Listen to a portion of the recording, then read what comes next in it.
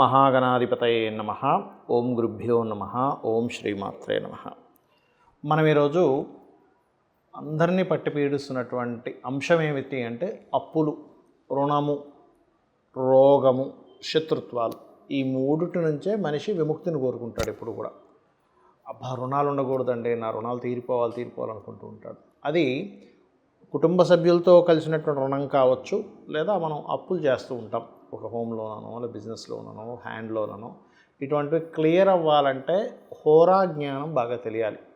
అదేవిధంగా మీ లగ్నం నుంచి లేదా లగ్నం నుంచి తెలియదండి, మాకు లగ్నం తెలియదు అనుకునేటువంటి వారికి రాశి నుంచి పంచమాధిపతి ఎవరు, పంచమ స్థానాన్ని ఏ గ్రహం ఉంది, దాన్ని బట్టి మీరు ఏ హోరల్లో మీరు నేను చెప్పినటువంటివి చేసినట్లయితే మీ యొక్క లగ్నానికి తొందరగా మీరు రుణం విముక్తి నుంచి, రోగ విముక్తి నుంచి, శత్రు విముక్తి నుంచి బయటపడతారు అనేటువంటి విషయాలు. అయితే దాని పారామీటర్స్ ఏమిటి అంటే దానికి ఉండే కండిషన్స్ ఏమిటి, అదేవిధంగా ఎటువంటివి జాగ్రత్తలు తీసుకోవాలి అనేటువంటి విషయాల్ని చెప్తుంది నేనైనప్పటికీ కూడా చెప్పిస్తుంది సాక్షాత్ లలిత అమ్మవారిగా భావిస్తూ ఒక్కొక్క లగ్నం గురించి మనం ఇప్పుడు తెలుసుకుందాం. మకర లగ్నము, మకర రాశి. మకరం వారి కనుక చూసుకుంటే మీకు సర్వసాధారణంగానే మకరము పట్టు అంటారు, పట్టుదల ఎక్కువగా ఉంటుంది, శ్రమించే గుణం ఎక్కువగా ఉంటుంది మకరం వారికి. అయితే మీకు రుణరోగ శత్రు స్థానాల్ని తగ్గించే స్థానం పంచమం శుక్రుడు అవుతాడు. వృషభం మీకు పంచమం అవుతుంది. కాబట్టి శుక్రగ్రహానికి దీపారాధన చేయడము, లలితా సహస్రనామాలు లేదా లక్ష్మీ అష్టోత్తరాలు ఎక్కువగా చేయడం చేస్తూ ఉండండి. ఈ పంచమంలో కనుక శుక్రుడే కనుక ఓన్ హౌస్లో ఉంటే ఇంకా త్వరగా మీరు రుణము, రోగము, శత్రువు నుంచి తొందరగా బయటపడడానికి ఎక్కువ ఛాన్సెస్ ఉంటాయి. ఉదాహరణకి పంచమాధిపతి అక్కడ స్పాయిల్ అయ్యాడు, శని లగ్నాధిపతి కూడా స్పాయిల్ అయ్యాడు అనుకోండి, అప్పుడు ఇంకొంచెం లేట్ అవుతుంది. అలాంటప్పుడు ఏదైనా ఎక్కువ ఆలస్యం అవుతుంది, ఇంకా పాపగ్రహాల మధ్యన ఉన్నప్పుడు వాటికి సంబంధించి దానం ఇస్తే కూడా తొందరగా మీరు బయటపడడం జరుగుతుంది. అయితే ఇక్కడ లగ్న పంచమాధిపతులు ఇద్దరూ పాడయ్యారు ఉదాహరణకి, అప్పుడు భాగ్యాధిపతి కూడా మీ రుణరోగ శత్రువులను తగ్గించడానికి తోడ్పడతాడు. మీకు భాగ్యాధిపతి బుధుడవుతాడు. కాబట్టి బుధహోరల్లో ఏదైనా ప్రారంభించడం, లేదా శుక్రుడే బాగున్నాడు శుక్రహోరల్లో ఏదైనా సరే ముఖ్యమైనటువంటి పనులు ప్రారంభించడం. అయితే ఇక్కడ మీ మకర లగ్నం వారికి పంచమ స్థానంలో రాహు ఉచ్చస్థితిలో ఉంటాడు. అక్కడ ఒకవేళ ఉదాహరణకి రాహు ఉన్నాడు అనుకోండి, అప్పుడు దుర్గా ఆరాధన బ్రహ్మాండంగా పనిచేస్తుంది. అలా కాదు రవి ఉన్నాడు, అప్పుడు సూర్యుడిని చేసుకోవచ్చు. చంద్రుడు రాహు ఇద్దరు కూడా ఉచ్చ చెందుతారు అక్కడ. కాబట్టి చంద్రుడు ఉన్నట్లయితే గౌరీదేవి అష్టోత్తరం చదువుకోవడం ద్వారా మీరు తొందరగా పడతారు. శుక్రుడు ఉంటే లలిత అమ్మవారిది ఏదైనా చేసుకోవచ్చు. రాహు ఉంటే మాత్రం ఖచ్చితంగా దుర్గా ఆరాధన, ఓం దుమ్ దుర్గాయ నమః అనే నామస్మరణ ఖచ్చితంగా మిమ్మల్ని ఇబ్బంది నుంచి బయటపడేస్తుంది. అయితే కొన్నిసార్లు చంద్రరాహులు కలిసి ఉంటే మాత్రం మీకు ఎక్కువగా రకరకాల ఆలోచనలు రావడం, కొంచెం ప్యానిక్ అవుతూ ఉంటారు కొంతమంది. అటువంటి లక్షణాలు ఉంటాయి. అంటే అటువంటి వారు మెడలో చిన్న దుర్గాదేవికి సంబంధించిన లాకెట్ కనుక ధరించినట్లయితే మరింత త్వరగా మీరు ఆ యొక్క సమస్య నుంచి బయటపడతారు. అయితే మీకు 6వ స్థానం అనేటువంటిది మిథున రాశి అవుతుంది. మీకు 6లో అధిక గ్రహాలు ఉన్నాయి. అలాంటప్పుడు మీరు ఆ గ్రహాలకు సంబంధించిన ధాన్యాన్ని నేను మీకు ఎండింగ్లో చెప్తాను, ఏ గ్రహానికి ఏ ధాన్యం అనేది. ఆ రకంగా చూసుకుంటే ఇప్పుడు రవి ఉన్నాడు గోధుమలు, చంద్రుడు ఉన్నాడు బియ్యం, ఈ రకంగా ధాన్యాన్ని ఆయా వారాల్లో కనుక మీరు దానం ఇచ్చినట్లయితే కూడా త్వరగా మీరు రుణరోగ శత్రువుల నుంచి బయటపడడం జరుగుతుంది. ఇక్కడ కొన్ని కండిషన్స్ గుర్తుపెట్టుకోండి. ఏమిటది అంటే, ఒకటి మీకు పంచమంలో ఏ గ్రహం ఉంది, పంచమం అంటే లగ్నము అని ఉంటుంది మన జన్మజాతకంలో. లగ్నం నుంచి 5వ స్థానం పంచమము అంటే లగ్నం ఒకటైతే ధనస్థానము, మన భాతృస్థానము, చతుర్థ స్థానము, పంచమ స్థానం. ఈ 5వ స్థానంలో ఏ గ్రహం ఉందో చూసుకోవాలి. ఆ గ్రహం మీకు మీ యొక్క రుణము, రోగము, శత్రుత్వాల నుంచి బయటపడేసే క్యాపబుల్ కలిగి ఉంటుంది. ఇప్పుడు మనం చూడండి, రకరకాల ట్యాబ్లెట్స్ ఉంటాయి మెడికల్ షాప్లో. అన్ని ఔషధాల్లో కూడా మనకి బాగా పనికొచ్చేది ఏమిటి అంటే, ఏమంటే మీకు తలనొప్పి అయితే ఇది వేసుకోండి అంటాం, సారిటాన్ ఏదో.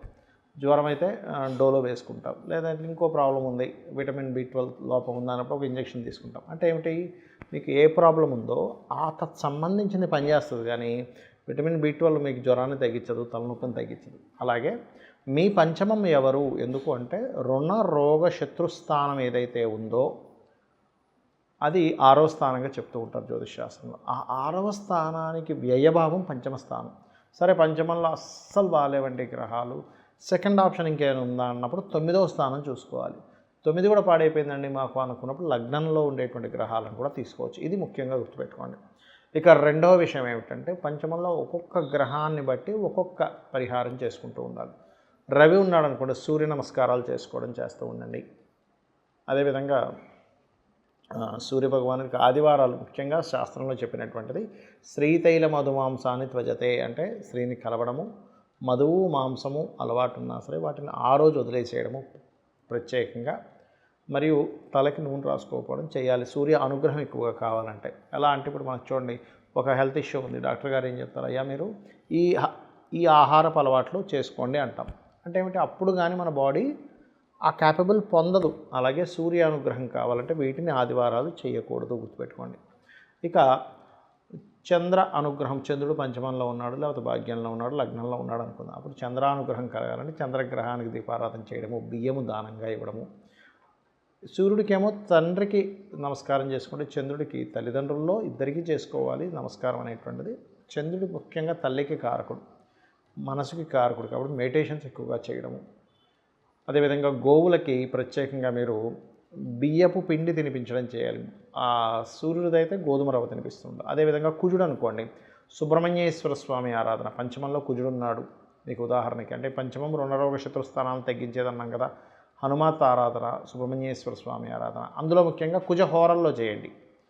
ఈ రవిహోర చంద్రహోరల్లో ఇందాక నేను చెప్పినట్టుగా రవి పంచమంలో ఉన్నా, లేదా పంచమాధిపతి రవి అయినా, లేదా చంద్రుడు పంచమంలో ఉన్న పంచమాధిపతి చంద్రుడైనా, ఈ హోరా ఎలా చూసుకోవాలి అంటే మీకు ప్లానెటరీ టైమ్స్ అని చాలా యాప్స్ ఉన్నాయి మనకి ప్లే స్టోర్లోకి వెళ్తే, అందులో హోరా యాప్స్ అని కొడితే చాలా వస్తాయి. అందులో ప్లానెటరీ టైమ్స్ కొంతవరకు బాగుంటుంది, అది మీరు తీసుకొని ఇన్స్టాల్ చేసుకొని అది ఎప్పటికప్పుడు మీకు చెప్తూ ఉంటుంది ఈ పలానా సమయం నుంచి ఈ సమయం వరకు పలానా హోరా ఉంది అని. ఆ రకంగా కనుక మీరు చూసుకున్నట్లయితే కూడా మీకు తొందరగా ఫలిస్తుంది. ఇక అదేవిధంగా ఈ గొడవలు ఏవైనా మనకి గెలవాలనుకున్నప్పుడు కూడా కుజహోర బ్రహ్మాండంగా పనిచేస్తుంది జనరల్గా కూడా. అదేవిధంగా బుధుడు ఉన్నాడు పంచమంలో. ఈ బుధుడు ప్రధానంగా ఏంటంటే మీకు పంచమంలో ఉన్నప్పుడు విష్ణు సహస్రనామాలు చేయడము, అంటే విష్ణు సహస్రనామాలు వినడం కానీ చదవడం కానీ. అదేవిధంగా గోవులకి ఆ సమయంలో మీరు కనుక బుధహోర చూసుకుని ఆ సమయంలో కనుక మీరు గోవులకి గ్రాసము కానీ లేకపోతే గోంగూర కానీ తినిపించినట్లయితే గోంగూర అనేటువంటిది కూడా కాస్త బలాన్ని ఇస్తుంది. అందులో ముఖ్యంగా దేశీవాళి గోవులకు పెట్టండి. అదేవిధంగా ఉదాహరణకి మీకు గురుగ్రహం పంచమంలో ఉంది, గురుగ్రహం ద్వారానే మీకు పూర్తిగా లైఫ్ అనేటువంటిది మారేది ఉంది. ఎందుకంటే పంచమం రుణరోగ శత్రుస్థానాలు తగ్గించే స్థానంగా చెప్పుకున్నాం. ఉపాసనా స్థానము మంత్రస్థానంగా అంటూ ఉంటారు పంచమ స్థానాన్ని. అయితే ఈ పంచమంలో గురువు ఉన్నాడు, దక్షిణామూర్తి స్తోత్ర పఠనం, గోవులకి అరటికాయలు తినిపించడం గురుహోరలో చేస్తూ ఉంటారు. ఇక శుక్రహోర ఫైనాన్షియల్ ఇంప్రూవ్మెంట్స్కి ఎక్కువగా కూడా చేస్తూ ఉంటారు. అలాంటి వారు ముఖ్యంగా మీరు శుక్రుడికి దీపారాధన చేయడము, అమ్మవారి ఆరాధన లలితా సహస్రనామాలు చదువుకోవడము, లేదు ఓం సంపత్కరీ సమారూఢ సింధుర వ్రజసేవితాయ నమ అనేటువంటి నామం చేస్తూ గోవులకి తీపి చపాతీలు అంటే తేనె పూసినటువంటి ఒక 3 చపాతీలు శుక్రవారం పూట కనుక తినిపించినట్లయితే కూడా శుక్ర బలము పెరుగుతుంది, రుణరోగ శత్రుత్వాలు తగ్గుతాయి, ధనము కూడా మీకు పెరుగుతుంది. ఇంకా అదేవిధంగా ముఖ్యంగా ఏంటంటే శనిహోర, ఉదాహరణకి శని పంచమంలో ఉన్నాడు, చాలామంది భయపడతారు అమ్మో శని పంచమంలో ఉన్నాడంటే పిల్లల ఆలస్యం అవ్వాలంటే ఆ శని పోర్ట్ఫోలియో పొందాలి పంచమంలో శని ఉన్నప్పుడు, అంటే అపోహ ఇలా ఉంటుందని చెప్తున్నాను. అలాంటప్పుడు మీరు ఏం చేయాలంటే శనిహోరల్లోనే గోవులకు బెల్లం తినిపించడము, నువ్వులు దానంగా ఇవ్వడము, నవగ్రహాలు శని భగవానుడి దగ్గర దీపారాధన చేయడం, ఇవి ఎక్కువగా చేస్తూ ఉండండి. ఇక రాహుకేతువులు ఉంటారు కానీ దీనికి హోరా ఉండదు. కానీ రాహు కానీ కేతు కానీ పంచమంలో ఉన్నప్పుడు రాహు పంచమంలో ఉంటే శనిహోరలో చేసుకోవచ్చు, కేతు పంచమంలో ఉంటే కుజహోరలో కానీ లేదా రాహు పంచమంలో ఉన్న రాహుకాలంలో మీరు రెమెడీ చేసుకోవచ్చు. కేతు పంచమంలో ఉంటే గుళిక కాలంలో చేయొచ్చు. అయితే ఇది ఎక్కువగా రాహుకాలం గుళిక కాలం అనేటువంటిది విదేశాల్లో ఎక్కువగా పాటిస్తూ ఉంటారు, గుర్తుపెట్టుకోండి. ఇక అదేవిధంగా మరొక విషయం ఏంటంటే గణపతిని ఆరాధించడం. కేతుగ్రహం సరిగ్గా లేదు అంటే మీకు కేతు పంచమంలో ఉన్నాడు, కొంచెం సహజంగా కేతు పంచమంలో ఉన్నప్పుడు కొంచెం ఆలోచనాపరంగా కొంచెం సంతానపరంగా కొంత స్ట్రెస్ ఉంటూ ఉంటుంది, గణపతి ఆరాధన ద్వారా పోతుంది. రాహు పంచమంలో ఉన్నాడు, ఎక్కువ భయాలు ఉంటుంటాయి, అమ్మో ఏమవుతుంది ఏమిటో అనేటువంటిది చిన్న తెలియని ఒక భయాలు మనల్ని వెంటాడుతూ ఉంటాయి. అటువంటిప్పుడు దుర్గా ఆరాధన, ఓం దుమ్ దుర్గాయ నమః అనే నామస్మరణ చేయడం అన్ని విధాలా ఉత్తమం. అయితే ఇప్పుడు నేను చెప్పినటువంటిది ఏదైనా కానీ రెగ్యులర్గా చేయండి. ఒకరోజు చేసిన 4 రోజులు మానేస్తే దీని ఫలితం ఉండదు. హోరా యాప్లోకి వెళ్ళినట్లయితే హోరా ఎప్పుడు ఏ హోరా నడుస్తుందని చూపిస్తుంది. దాని పరంగా మీరు చేసుకున్నట్లయితే మీరు ఖచ్చితంగా మీ లైఫ్లో చేంజ్ అనేటువంటిది చూస్తారు. మీరు బాగుండాలని, అమ్మవారి అనుగ్రహం మీకు పరిపూర్ణంగా ఉండాలని మరోసారి మనస్ఫూర్తిగా కోరుకుంటూ శ్రీమాత్రే నమః.